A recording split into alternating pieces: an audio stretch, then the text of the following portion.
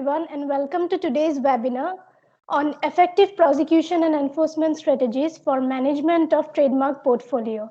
I am Mona Lisa Chaudhary, presently working with the FICCI IPR division as a research intern, and on behalf of the FICCI, I would like to welcome you all to today's session, and I hope that you all are safe and sound. As you may be aware, with the objective to generate IPR awareness among stakeholders and increase the importance of IP in the Indian economic ecosystem, FICCI IPR division has been regularly organizing webinars on various topics related to IPR for the benefit of the stakeholders. FICCI is the voice of India's business and industry, and through its IPR division, FICCI Secretariat has been continuously working for raising and creating awareness about IP among stakeholders. With this objective in mind and with a view to assist the government in fulfilling the objective of generating awareness about intellectual property under the National IPR Policy, the Cell for IPR Promotion and Management, the Department for Promotion of Industry and Internal Trade, and FICCI together launched the 100 webinar series on IP in March 2020. Since its launch, the webinar series has seen huge success, and we are very thankful for the participants for entrusting us and the speakers for sharing their knowledge through the sessions.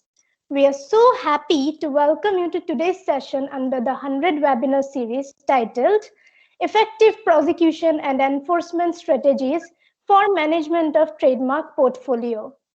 Trademark portfolio management is a proper, punctual, and strategic management of all legal processes related with a trademark or service mark, ranging from its registration and maintenance to complete protection in the desired jurisdictions. Thus, impeccable and efficient trademark portfolio management enables a company to keep the business related with its trademark secure as well as profitable. With this, I would like to introduce to you our eminent speaker for today, Mr. Sumit Prasad, who currently serves as a Principal Associate at Zeus IP Advocates LLP, New Delhi. His tryst with IP laws commenced with one of the internships and has ever since been passionate about understanding the IP laws. He graduated from Symbiosis Law School, Pune in the year 2013 and was handpicked by Zeus IP the very same year and has been associated with them for almost 8 years now.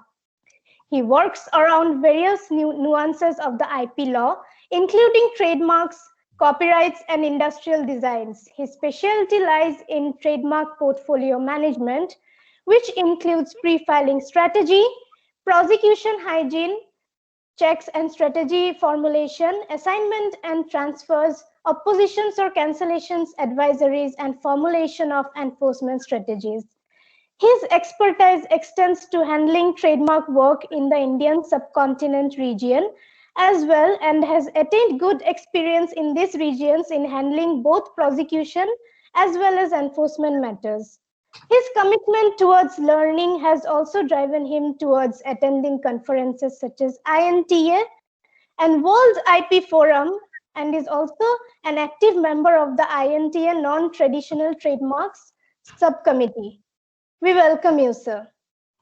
Before we begin with the webinar, I would like to read out some guidelines which needs to be followed by the participants throughout the session. Firstly, it is suggested that during the program, all the participants should turn off their audio and video for an uninterrupted session. Secondly, all the participants are requested to hold their queries, and the same shall be addressed in the question and answer session scheduled at the end of the webinar. Now, I would like to hand over the session to Mr. Sumit Prasad for his presentation. Over to you, sir. Thank you, Mona Lisa, for the introduction. And thank you, Divyesh and team, for organizing this webinar today. I'd also like to take this opportunity to thank FICCI and CPAM. I think it's a wonderful initiative, and I hope we will be able to achieve whatever is aimed through these series. So today I will be talking about effective prosecution and enforcement strategies for management of a trademark portfolio. It is a wide topic, so I've tried to keep it with respect to the practical challenges that I have faced during my period as a trademark practitioner. I have tried to bring in all those aspects which I have seen that my clients have faced and I have faced myself as a professional, and I hope you will find it useful. So today, what we are going to discuss, and the entire goal of this presentation is to make you understand what are the tips that one needs to maintain to ensure that they select an effective trademark, and also how we can find out ways which will be effective for its filing and prosecution strategies. We will also try and see how not to avoid the common mistakes that are committed, and also understand what is the importance of a use of a trademark and how a trademark must be used by right holders. We will try and look at it, and I will first try and get into this topic by first, I would like to decode what a trademark is actually. I mean, trademark is a concept that has been there for a very long time now. And we are all very aware of the type of brands that exist. But in order to understand it properly, I think the way I look at it is I associate it with the human life itself. So, for example, we all have an identity, and our identity is our names. So, why do we have names? We have names so to avoid some sort of confusion, or which I think most of us also face, that we actually end up having the same names, and there are so much confusion that actually happens, right? So, then gives rise to a nickname. So, at some level, there is always some sort of identity that is always associated, and that is exactly what trademarks endeavors to do as well. The embodiment of it also lies in the fact that it also carries around with it a lot of goodwill, which is very similar to how we have our lives as well, right? So if we look at a trademark, if we look at a law student, for example, once they graduate from their schools and they start their practice, they start earning recognition and respect, and they start getting acknowledged in the industry. Similarly, that's how a trademark begins their journey too. It starts from right from ground zero, slowly picks up its respect and recognition throughout the market. And also, once you have attained that recognition, you are also accountable for the kind of goodwill that you've achieved, just like any other lawyer or any other professional would be. And so is the case with the trademark. Now, another very important and interesting aspect is the association aspect. We all strive in our lives and have ambitions to get associated either with an idea or with an organization, or even with some sort of for example, James Bond. We all want to be associated, or any James Bond fan would want to wear an Omega watch, for example. So it is some sort of a driver of an ambition, which you can see. For example, a very good example is that of Pele. He was offered $120,000 just to tie his Puma shoelace. It just goes about to show that it was actually a marketing strategy by Puma, because they knew the whole world would be looking at him, because they all look up to him and want to be associated with him. And well, Puma did make a lot of brand value during that marketing strategy. And this driver of ambition can actually go both ways. These are all good examples of the bona fide associations, but this technically is what gives rise to even so-called malified intentions, where you can actually see watches which don't have the O in Omega. It might just be a mega watch and not an Omega watch, right? So to put it plainly and simply, yes, trademarks are anything that's a symbol, a sign, a mark, a label, anything that distinguishes a particular product and something that you associate it to and has respect and goodwill. That's a trademark, right? Now, moving along to the first aspect of a registration, I just want to quickly touch upon the fact, which is something that I get very often, that is it actually even important to have a trademark registration? Well, the plain and simple answer for that is yes. It gives you an extra tooth. It helps you fight infringement actions. It helps you enforce your trademark. So yes, that's a good thing. I think it's even very evident if you actually see from the Nike swoosh story. Like Phil Knight, the owner, once he purchased the swoosh logo from the artist for just $35. At that point, the swoosh symbol meant nothing to the world, and it was competing against the likes of Adidas at that time. And at today's date, it is almost a whopping $26 billion. So that is the kind of value you can generate from a trademark. And I think the protection must go from the very start till the very end and even beyond. Trademarks is one of those intellectual properties which actually can survive for perpetuity, and hence it is one of the most important intellectual property that one must protect. So let's move into what. So now I'm going to deal with the trademark filing strategies, and I want you to know what sort of trademarks exist. And the very importance here is that one must understand that a type of a trademark determines your enforcement actions as well. You don't have to wait for an effective enforcement action at the very end. It starts from the very beginning.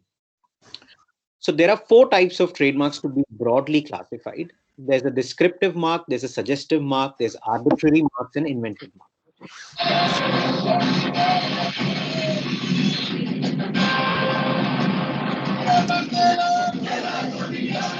सरकार ने प्रस्ताव दिया, किसानों का रुख बदला, offer पर मंथन हुआ। आइए आपको बताते हैं किसान आंदोलन में सरकार ने आखिर क्या नया कहा है, जिसकी वजह Everyone, से please पूरे mute आंदोलन yourself. और किसानों का रुख नरम हुआ। Thank you. Yes, so there are mainly four types of trademarks. So descriptive marks, suggestive marks, arbitrary marks, and invented marks. As the name itself suggests, it is very self-explanatory as to what sort of marks these can be. But what one must understand is that I have mentioned it in the order of its strength. When I talk about strength, one must understand here the strength is actually twofold. One, it lies with your strength in having it registered and your strength of having it enforced as well. The entire idea of obtaining a trademark registration is to be able to enforce it. So if you can't enforce a trademark, then the entire process becomes futile, right? So let's look at what a descriptive mark is. A descriptive mark is something that actually describes the product or your intended service. So for example, Singapore Airlines. As the name itself suggests, it's very, very out there that it originates from Singapore. It's an airline company. There is no rocket science there, right? So you can kind of understand as to what is it that they're trying to sell or what is it that they're trying to engage in. Similarly, suggestive marks. Suggestive marks, they somewhat give a suggestion as to what they intend to do. It may not be a complete answer there like a descriptive mark, but there is some sort of suggestion. For example, Burger King, or even if you see the likes of Netflix. So you can somewhat make out that there is some sort of suggestion that is there in the mark or what they intend to sell, but there isn't a definite answer that you can get out of it. Then comes arbitrary mark. Now, arbitrary marks are those marks in which you take a normal word and you use it for something that is completely different. So for example, apple is a fruit, but you put it on an electronic device and it completely is a totally different use. So it's an arbitrary use of that word because nobody would imagine that a fruit would be actually, you would think it's an apple, but it's actually a laptop or a phone or an electronic gadget. So that's why it's an arbitrary marks, and it is much stronger than descriptive and suggestive marks. And then comes invented marks. Invented marks are those marks which are invented by the creator, right? So Rolex or Kodak, for example. Now, these are invented marks. This obviously is afforded with the highest protection for the very simple fact that intellectual property is all about, recognizing something you've created. So if you've created a mark, then it is going to be something that's come out of your own intellect. So it is very easy to prove as to how you have adopted that mark and what you thought about, and why if somebody else adopts Rolex, which has no meaning or any sort of association whatsoever, it is very easy to prove their malified intent, right? So that's why invented mark is the strongest mark, and mostly we would recommend that one must adopt an invented mark if you want to get a good protection rather than go for a descriptive mark, which is the general trend, because it is easy to identify your products, because that's how we try to sell our business. But it's something that we must avoid. Right. Now, before we move into filing of a trademark, we also need to understand that a trademark has several components that are there. So, for example, let's look at this famous trademark, Red Bull. On the left-hand side, you can see their energy drink. And while we know that the trademark is Red Bull, what we must understand here is that it has several components. It's not just Red Bull, right? For example, it has the word element for Red Bull. It has the stylized, the way Red Bull is written. That stylization is an element. It has the device element of a double bull, even the single bull devices. That's also another component of it. The word and device combined, that's a totally separate component. There is the label, which is the trapezoid design, which has both the trademark Red Bull, and without it, that's also a component. It has the blue and silver color combination. It also has the tagline, white lies is body and mind. Now, these are all components that are there for this trademark, and it becomes important to understand that each and every component must be saved in order to enforce your trademark. If you lose a component, or if one component is not protected, then it leaves scope for another person to use that, and then you eventually end up losing rights on that. And understanding the components of all the trademarks, understanding all the components of your trademark becomes very, very important when you want to strategize on your filing. Right. So once you have kind of, narrowed down on your trademarks, let's say you have a couple of trademarks in mind, the first thing that you must do is that you must conduct a pre-filing clearance check. What does a pre-filing clearance check do? It helps you to understand if there is already a party who has obtained a registration for a mark or not, which is identical or similar to yours or phonetically similar to yours. The good news is that in India, all the trademarks are available on the electronic register, and you can easily carry out these checks. You can even do device mark checks, you can do color checks, you can carry out all these checks, and you can be sure of if any registration already exists. The benefits obviously are that, the first and foremost thing is that, let's say there are times when you've already commenced use of your trademark. Now you've decided to move into filing that trademark. Now, when you, in such a circumstance, when you do a pre-filing search, it at least tells you that, moving forward, you may be objected by these parties, either by the trademark registry or by the right holders itself. So it gives you ample amount of time to strategize effectively, maybe tweak your mark a bit, change your mark a bit, try and understand what their areas are. But of course, if you've not started use, it is still a good news, because then you get enough time to change your mark. If there is an identical mark itself, then you should avoid. For example, you want to start a search engine and you want to name yourself Google. Obviously, I'm sure you don't need a trademark clearance search to tell you that you can't adopt Google. But even if you didn't know that something exists as Google, and if you, at least these things tell you that there are big players, big parties that are out there who are not going to let you do it before you invest your money into obtaining a trademark. Also, it helps you identify their area of interest, and it also you can also kind of draw all sort of strategies. I will be discussing these strategies in the coming slides, but in a very nutshell, like if you know what sort of strategies these parties adopt, if they are an active enforcer, then you can strategize accordingly. If you think that the person is passive, or the person is not using their marks, or maybe not interested, so on and so forth, you can always drive around these things, and that's why a pre-filing search is always a recommended option. Right.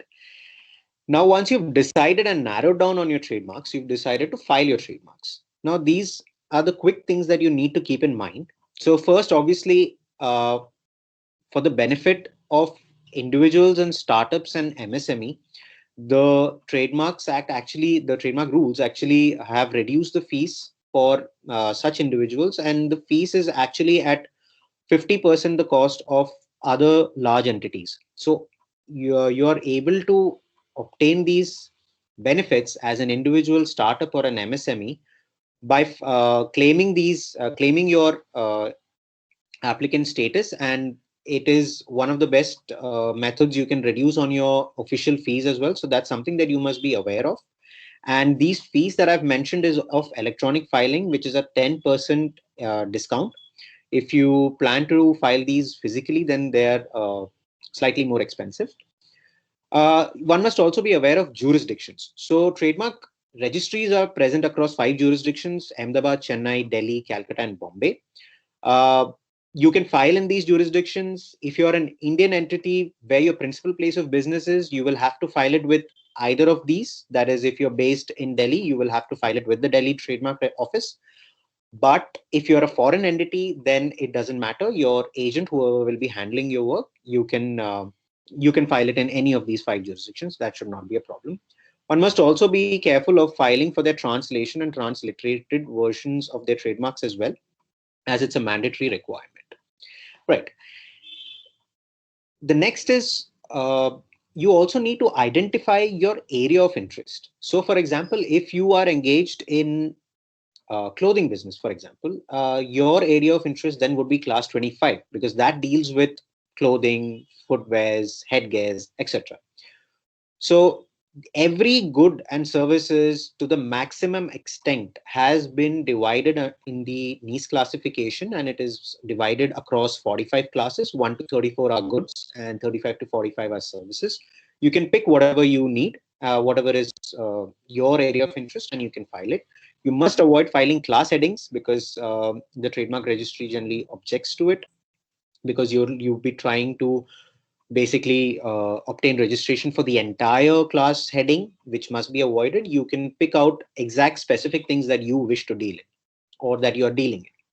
One must also be aware of a common mistake that is committed. So, like I mentioned, if you are in class 25 for footwears and headgears and clothing, you would want to do that. So, for example, Adidas, they would want to register themselves in this because this is their main area of interest, right?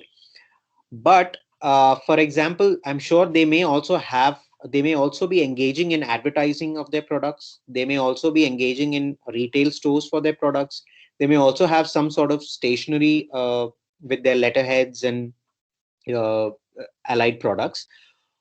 Generally, there is this misconception, and trademark owners apply for class 16, which is stationery, and class 35, which is for advertisements or retail industries. But this must be avoided, because your class must be pertaining to your area of interest or your business interest. So Adidas applying for class 16 stationery goods makes no sense, because they don't deal in stationery products. Maybe Faber-Castell would be a better person to do so, because they deal in stationery products. You may have stationery products in your office by your this thing, but that is not your main uh, area of interest. So that should not be something that you apply for. You must not apply for class 16. Similarly, class 35, hugely, if you see the trademark journal, you will see always class 35 has maximum applications filed.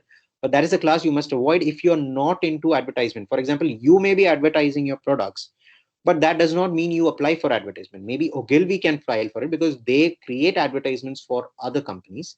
So they engage in the services of providing advertisement, this thing, but it should not be for Adidas, for example. Not that they have, but it's something they should not engage in. Similarly, retail stores, Shopper Stop, you can see that a lot of they sell a lot of brands under Shopper Stop. So they actually bring in all those goods. So they provide retail services. So they maybe can apply for class 35 heading as well. Right. Color claim. Now, color claim is an interesting aspect. It is, one must always remember that monochrome protection affords highest uh, protection across all categories. So if you have a protection of your trademark in black and white, then you have the ability to enforce across all other colors and all other parties that may be adopting a mark similar to yours. So to give an example, if we see the DHL logo that I've mentioned here, the yellow and red. Now, if somebody applies for, let's say, the trademark strategy written in yellow and red for the same courier and freight services, DHL will not be able to enforce against them just with the help of this logo.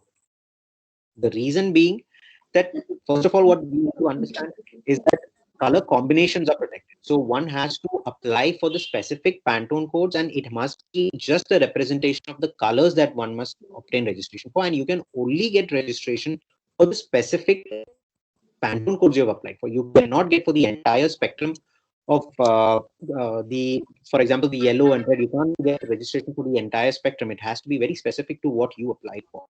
So one must also be very careful about the color claims and must not engage in obtaining the registrations in wrong manner, which will not be useful for you in an enforcement perspective. Coming to use claims. Use claim is a very, very important aspect with respect to trademarks because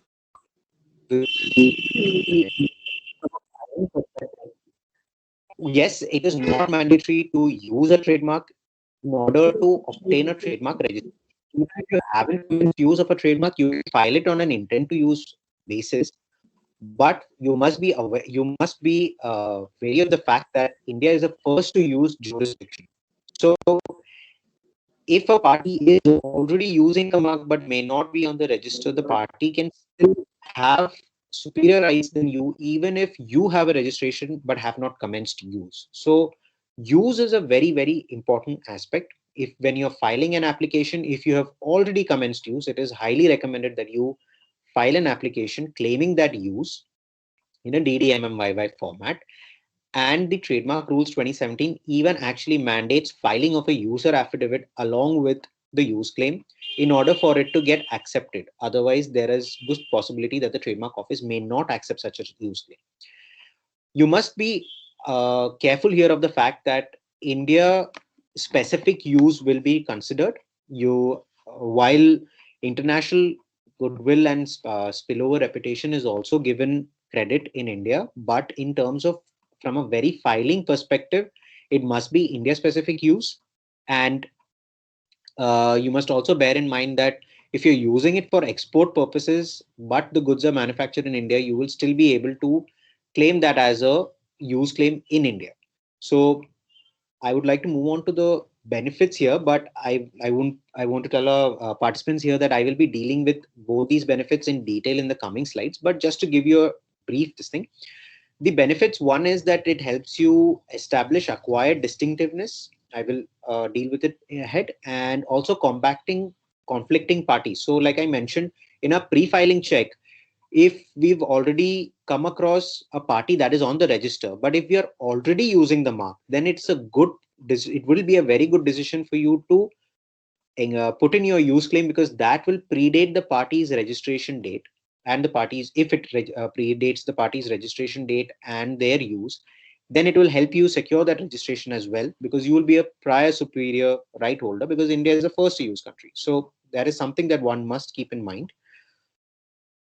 And also, in order to establish this use, you have to have documents such as your date of your first use. So any document that goes back to your first sales invoice, for example, your first promotional material, all your promotional materials, your social media accounts, your advertisements, your promotional, your news, your press releases, your any sort of promotional material, whatever documentary evidence you can, you must maintain an archive of it, starting from your oldest to the latest, because it helps you not only obtain a trademark registration, but it also helps you move along in the fight and help you in your opposition actions as well, in your enforcement actions.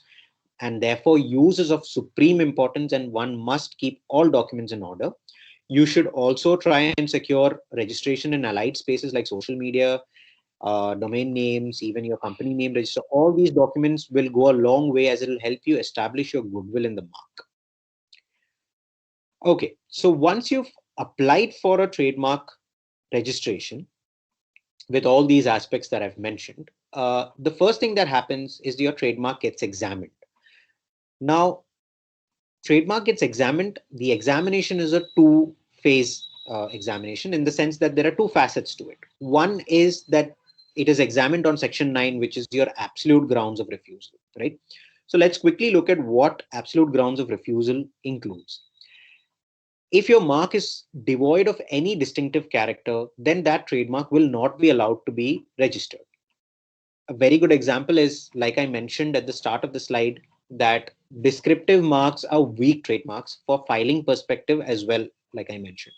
So descriptive marks are weak because, for example, if Apple were to file it for Apple, for selling apples, they will not be able to procure that registration, for the simple reason that how do they distinguish themselves from someone who is trying to sell Apple themselves? The very intention of uh, trademarks is to create monopoly and exclusive rights. But if you can only describe your product as Apple, or for example, if I want to sell mobile phones and I term my product as mobile phone, how is another person who's engaged in the business of selling mobile phones, how are they going to call their product? So descriptive marks, descriptive marks or marks that do not have a distinctive character are generally rejected on absolute grounds, and it will be very difficult to obtain such a registration.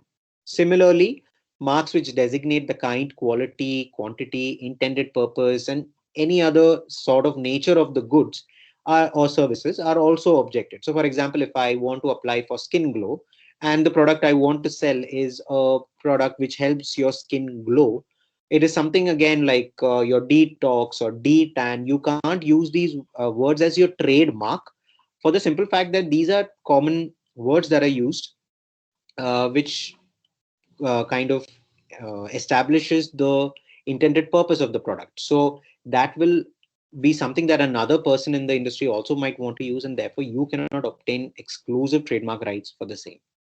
Similarly, marks which have become customary in practice, moisturizing lotion is a very good example. A lot of companies engage in the sale of moisturizing lotion, but you can't call yourself moisturizing lotion alone.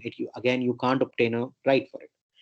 But however, one must bear in mind that you can, for these first 3 points, there is an exception. The exception is that if you acquire a distinctive character for it, or if you become a well-known trademark.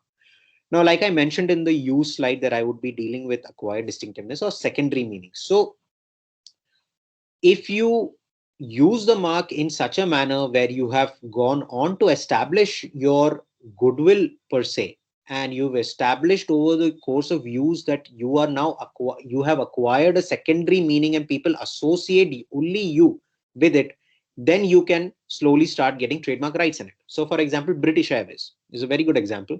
British Airways is a well-known airline company, but the trademark per se is very descriptive. If you think about it, British Airways, it just gives away as to what it intends to deal in.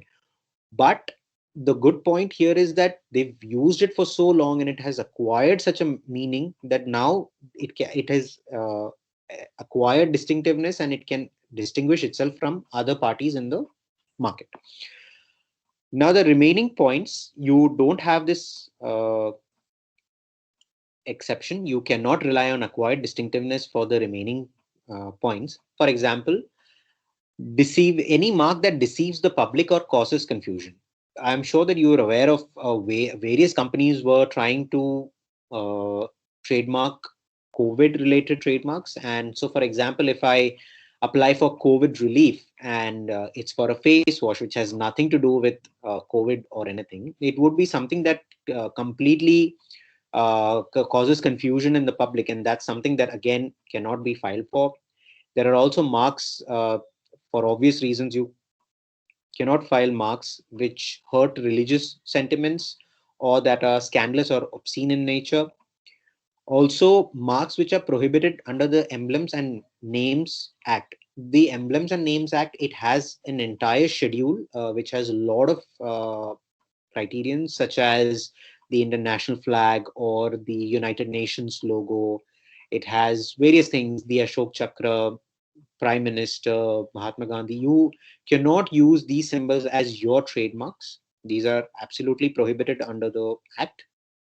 And also, shapes of goods which result from the nature of the goods themselves. So, for example, the shape of a ball. So, if you want to, apply for the shape of a basketball, it technically cannot be in any other shape until unless you've completely adopted a new shape altogether. But it's you can't technically change the shape of a ball. It's going to remain round. So that's something you cannot claim exclusivity for, or that of a cap, for example. So those are something you cannot claim exclusivity for, and hence it's an absolute bar of refusal.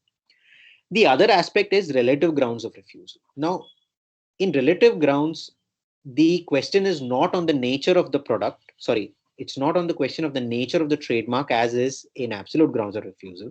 In relative grounds of refusal, it is going to be more on something in lines of what other parties are already existing on the register. So for example, the main question is going to be if the marks that are cited are going to be, if it's going to cause any sort of likelihood of confusion and or association with them. Of course, if the marks are identical to your mark, it is going to be a problematic uh, citation here, because one must understand that identical mark would be an absolute bar. Your only escape here is going to be if you are prior in use, because India is a first to use country. So if you have prior rights in terms of your use, it will help you supersede your the objection, and you will be able to establish superior rights.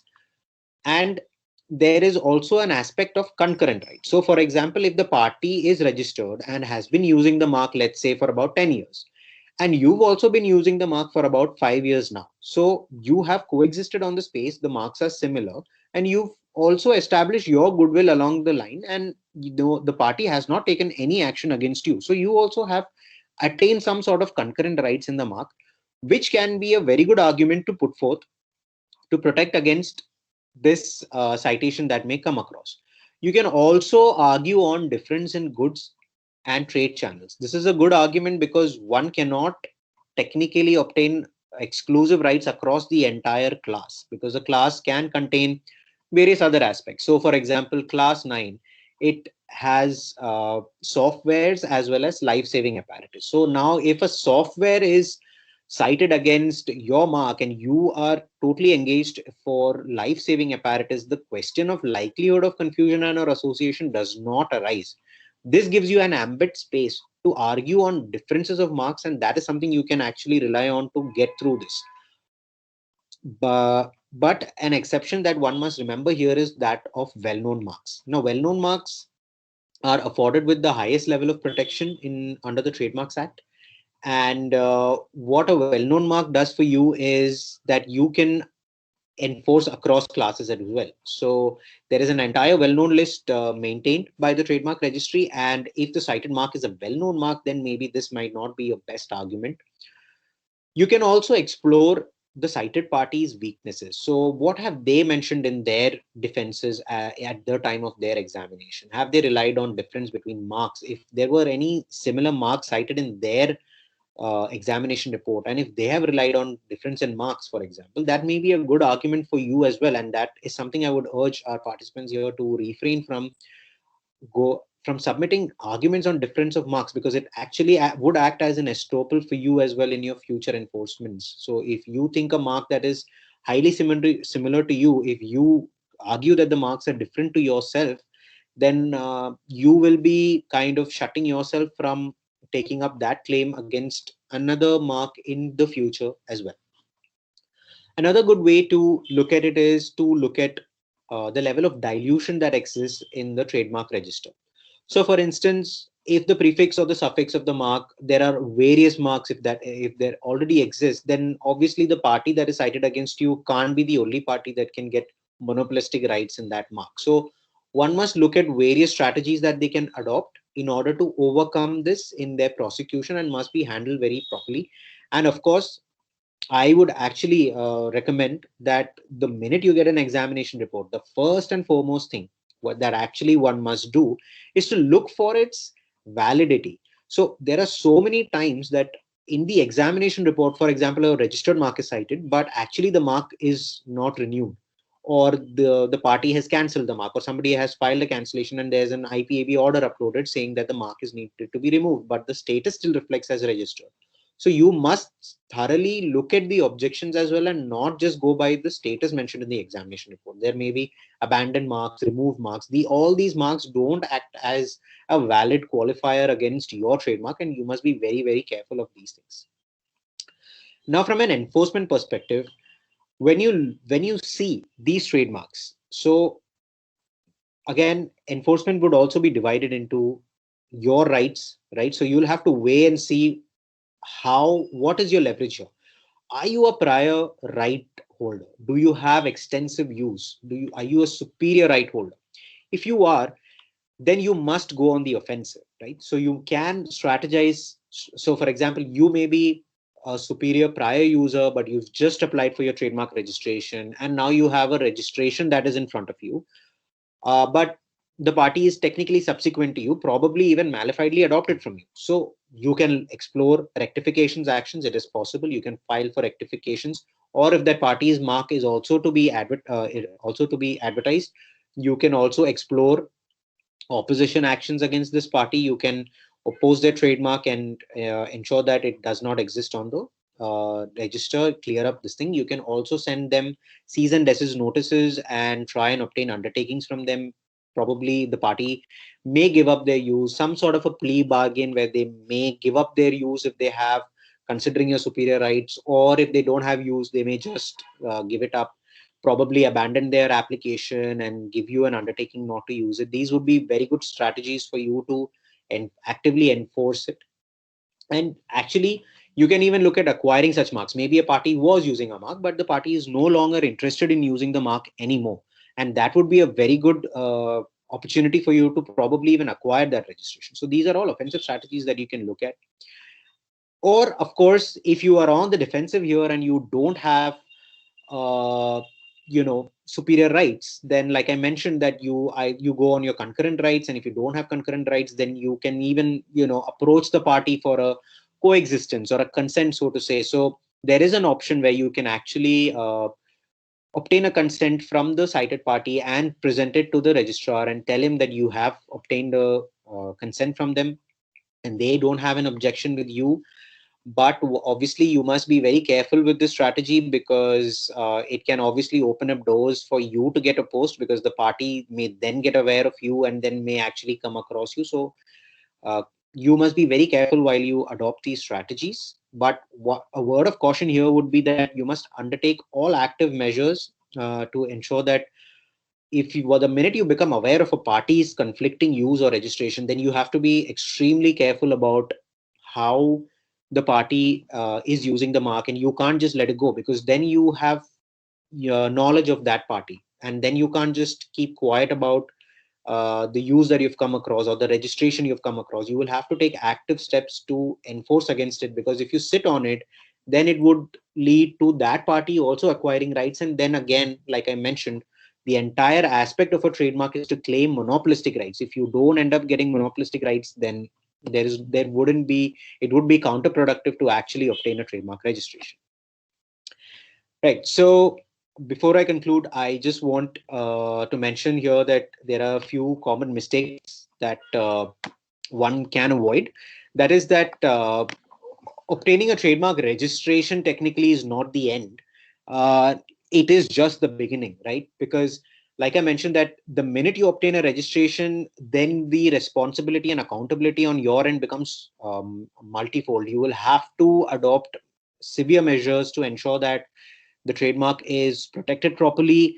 You can use TM symbols and the R symbols. The TM symbol technically can be used when your application is still pending registration.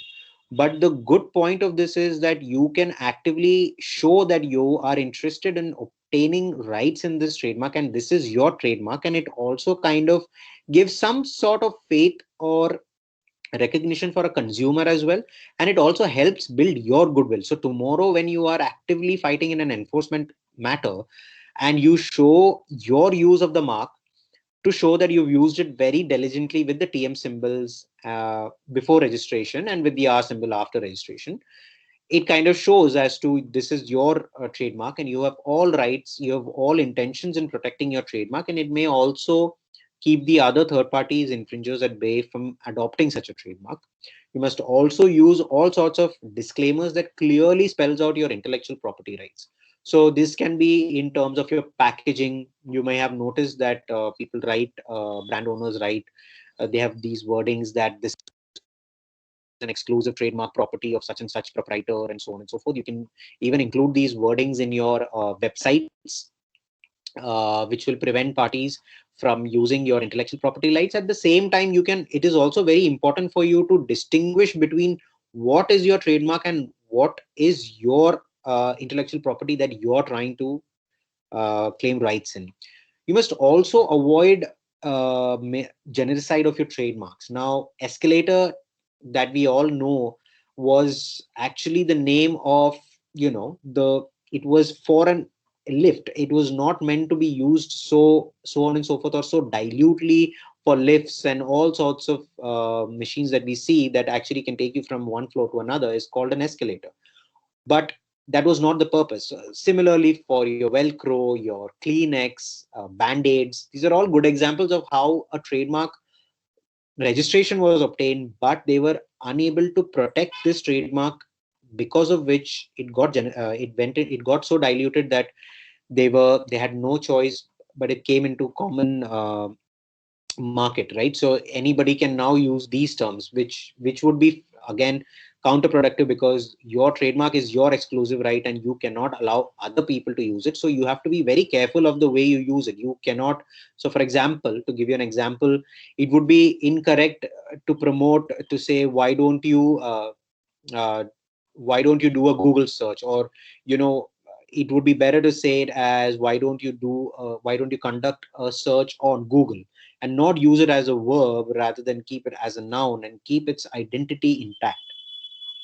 You can also explore your international interests, your clients, uh, if they have. So one must also be aware of facts here, that while India is a first to use country, it may not be necessary that every country actually accepts that sort of recognition. There are first to file countries as well. So for example, China is a first to file country. So if you have interest in China and you wish to explore into that market, I would recommend that if you've already commenced your use in India and you're looking to explore, then probably you must spread your wings and get these territorial rights established at the right time as well, because else it can be exploited by other parties and you must prevent it. You must also prevent trademark dilution. Of course, this is a very important aspect. One must maintain watch services. You must invest in watch services which can help you identify trademarks which are similar to that of your trademark, and you can take active actions against these as and when they are as and when they're advertised. You can also engage in a similar activity for internet. Everything is available on the internet nowadays, and you can do easy searches on Google to find out who are there parties that are infringing your trademarks, parties that have copied your own marks, using it as their Twitter handles, Instagram handles, their Facebook accounts. You can look at all of these, track them down, send them takedown notices, and ensure that your trademark doesn't get diluted. Because if you're going to let third party use it very freely, then there is again no point in you claiming exclusive rights to a trademark. While handling your trademark portfolio, trademark prosecution is also very, very, very time bound. So everything has a particular time. If you don't respond and do actions within a particular time, you will lose your trademark.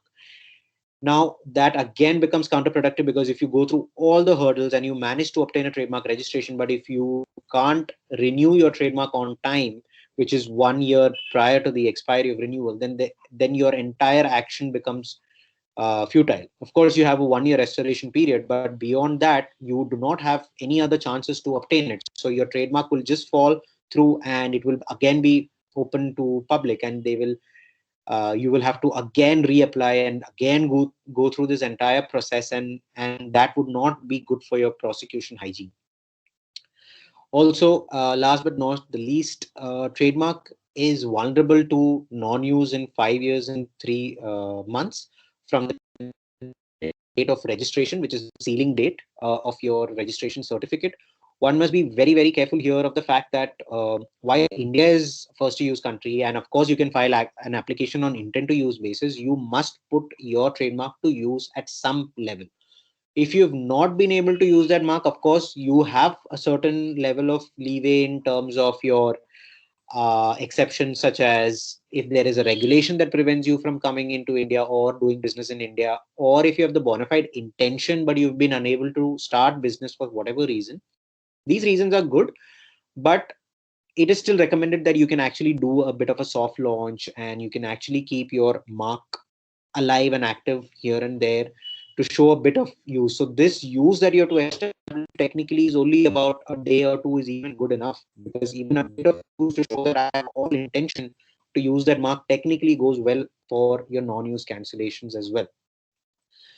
Of course, if you still haven't commenced use, a very good strategy would be to refile your application. At least that way you can safeguard your trademark against non-use cancellations as well. And that brings me to the end of my presentation. So thank you. And I will now leave the floor open for questions, if at all. Thank you so much for such an insightful and knowledgeable session, sir. Now I would like to hand over the question and answer session to Mantavya, who shall take it forward. Over to you, Mantavya. Good evening, everybody. My name is Mantavya Chauhan. I'm currently working as a research intern at FICCI. I'll be taking the question answer session forward. With this, I would firstly like to thank Sir for conducting this immensely informative session. Now, the first question which we have from the... Also, firstly, I would like to say that if anybody wants to ask a question in between, he can raise his hand and we'll take that into consideration. The first question which we have is, sir, how to deal with portfolios of clients which are old and most often you come across where the few documents are not uploaded on the online records or are not traceable? Right, that's a good question. So what we have to understand here is that Trademark Office has actually gone all digital very recently. So obviously the registration process has been happening for a very long time, and all documents were first physical documents which were maintained at the registry. So of course, if these documents have not been converted into electronic documents, it will not be available on the electronic files, which gives you, technically, I can think of two options. One, of course, if it is a transferred matter from another, from another attorney, you can request documents from such an attorney to reconstitute the files for yourself. If not, you also have an option of conducting an inspection at the Trademark Office. There is a fees of, I think, about 900 rupees. You can request inspection of the physical files and you can pull out all the documents that you need. And if the Trademark Office also does not have these documents, then it might be difficult to obtain such old documents. Then it will be difficult. You will have to rely on whatever is there online. So the next question is, what are the remedies available to an organization whose trademark got cancelled because of erroneous due diligence practice of trademark registry? Sorry, could you repeat that question? Sorry. Sure, sir. Yeah. So the question is, what are the remedies available to an organization whose trademark got cancelled because of erroneous due diligence practice of trademark registry? Okay. So my understanding here is that this is a trademark registration and not an application. So if a trademark registration got erroneously cancelled, cancellation, obviously, okay, the first option you have is you can file for a review before the trademark official.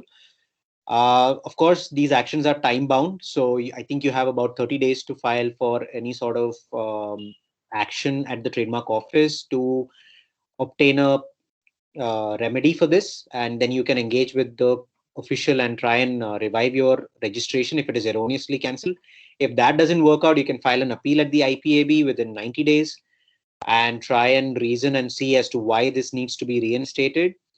If that also doesn't happen, then you can also try and file for an RTI request, which will kind of give you more insight as to why this trademark was cancelled, if it was erroneous or not. And of course, if that will give you a clearer picture even if the first two options don't. And then if nothing helps, of course, there's an option of filing a writ if you think it's erroneous. Yeah. What factors are to be considered while setting a budget for the prosecution with respect to protection of trademark post-COVID period? Okay, that's an interesting question. Yes, the COVID period has been difficult for companies, no doubt.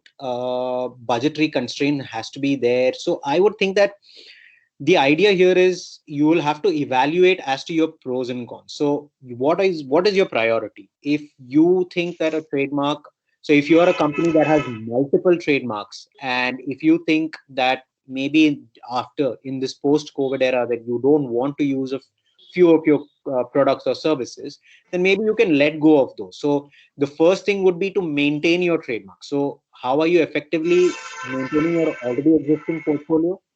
Do you want to attend to the renewals of those portfolios or not? And if you think it is of strategic importance, then that must be renewed. Or if you think you can let it go, then maybe you can let go of a trademark registration. Also, you can adopt cheaper ways to keep a track on counterfeiters, because everything is online. A lot of things have moved online from the physical market per se. So that's also a good news for companies, that they can actually track everything online and probably restrict everything. And adopt measures like I mentioned during the PPT, like send them cease and desist notices, take down notices, and ensure that your trademark is not getting diluted in the common law sphere.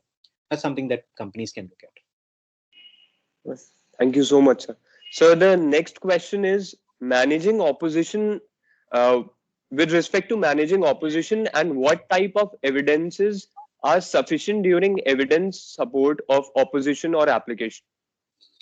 Okay, that's also an interesting question. So, like I mentioned during the presentation, the use claim obviously is a very, very, very important aspect of trademarks. So, you will have to first of all keep all your documents safe to establish your use, from your invoices, your promotional materials, your press releases, your client testaments, your awards that you've won, your recognitions, all your even your Google analytical reviews as to from what all parts of the world people are viewing your web page, and so on and so forth. All this data, first of all, becomes very important to establish your goodwill. Also, whatever you've relied upon in your oppositions and your counter statements, you will have to back it up with documentary evidence, because everything in law is evidence. You can make claims, but if you can't back it up with any sort of evidence, then it's just a claim, and the claim is no good at all. So the same applies for trademark oppositions as well, or even defending trademark oppositions, that whatever you claim, you have to be able to prove it. So most important documents would be the ones I mentioned, such as your invoices, promotions, advertisements. All these documents that show your goodwill will be of prime importance. Thank you so much, sir. Avdi raised her hand to ask a question. Avdi, please unmute yourself and ask the question if you are available.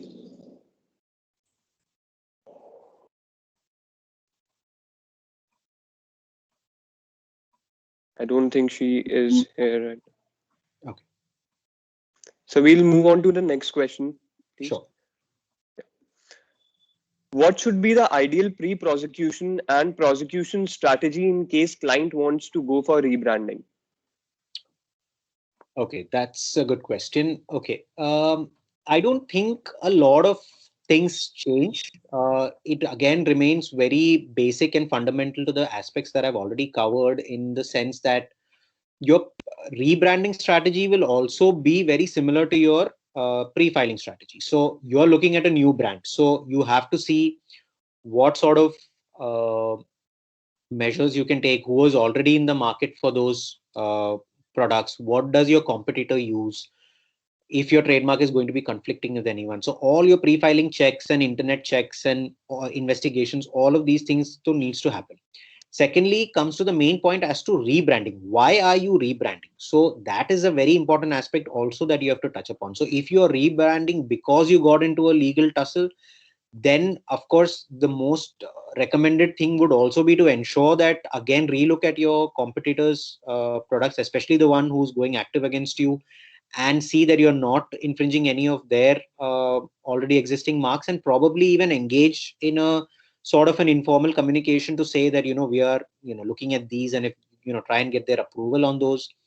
Even if you don't want to do that, but that's like a safe option. But of course there are so many competitors that you may want to first of all understand as to what your main reason is for rebranding. And if legal tussle is, of course, you have to be very careful. But if it's just in general that you want to rebrand, then you may want to look at also aspects as what are the marks that are actually diluted within that sphere. So for example, like even today, in today's day and age, hashtags are something that keeps coming across for every trending topic. And companies also try to go with a more dynamic branding approach. So you may want to be sure that you're not going to pick up something that's already in the common law sorry that's already in the common law sphere, and you want to pick up something that's new and unique. So the strategies will remain almost the same with a few tweaks.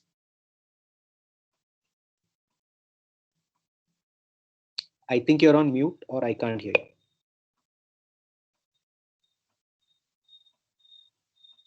Fine. Thank you so much, sir. Sir, we are done with the questions we had. I would like to ask all the participants, if any of you have any further question, you can raise your hand and we'll let you ask the question.